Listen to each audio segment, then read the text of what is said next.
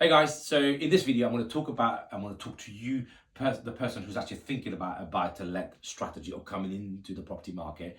And if you haven't seen some of the other videos, I urge you to go back and see on the grid some of the other videos I've posted about buy to let, and how the property market is shaped in the UK. Why do people invest in it? Why does the price keep going up? Can it keep going up infinitely, I guess? So watch that video. In this video I'm going to talk about some of the the challenges that you need to be aware of, and also when you come to structuring your purchase, how is it best to structure your purchasing company. So let's talk about the challenges. The first one you need to think about in 2024 is how you're going to acquire properties and under what structure. What I mean by that is, before 2017 everybody was buying houses on their personal name and then renting them out, and what would happen is you will get rent, pay your interest only part of the mortgage, and then whatever is left is your profit. Since 2017, the then Chancellor introduced something called Section 24, which then basically said if you own the property in your personal name, you will not now be allowed to deduct 100% of the interest only part of the mortgage, which means you end up paying more tax. So you get your rent, you cannot deduct all of the interest only payment. There's a part of it that you have to pay tax on,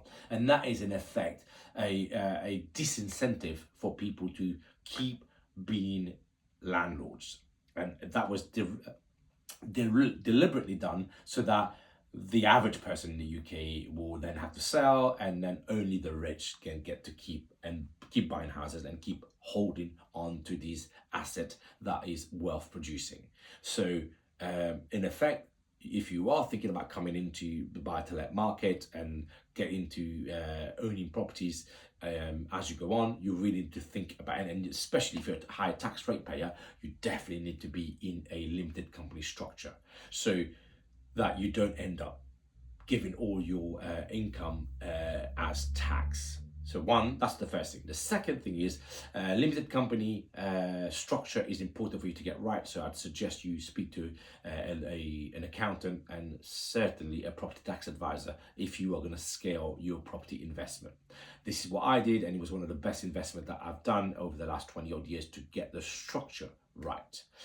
The other thing to think about if you come into buy to let is, where do you buy? How much do you buy?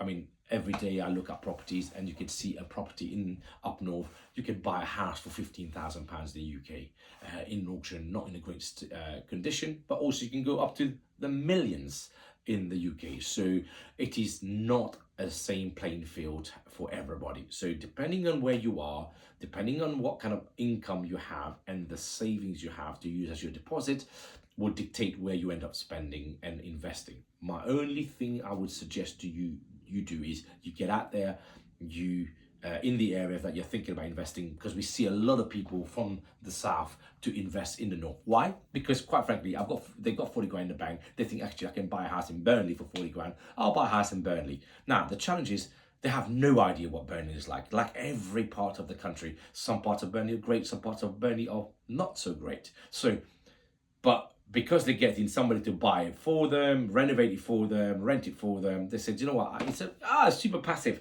The problem is, it is 40 grand, but sometimes you're buying 40 grand worth of hassle. You can buy a property at £19,000, £20,000, Hartlepool, Grimsby, and all those areas. But unless you know Rotherham, all these areas, there's some good parts, some bad parts. It's like anywhere. It's even in London, you've got some good parts and some bad parts. Okay, not at £19,000. But actually, I did see a janitor's cupboard in Marylebone for 50k. That went for crazy. But the key here is, if you are getting into buy to let, look at the areas. Don't look at just the price, and ask yourself, can I live in that area? Can I live there with my family? Can I go out and actually get some milk and buy coffee and have that kind of lifestyle? And if it's not, and you're not willing to live there, then the chances are the type and the caliber of tenants you'll attract will not be probably the one that you would want. And that's where the hassle factor, the stress starts to come. So we've taken a view of always investing.